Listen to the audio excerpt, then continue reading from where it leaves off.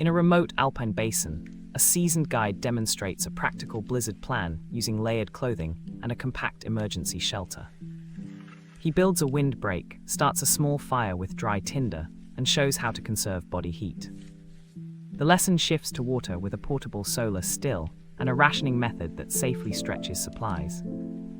Then he demonstrates signaling and navigation when devices fail using natural shadows, terrain cues, and deliberate packing. Viewers leave with a practical checklist and a mindset that preparedness is daily training, not a one-off.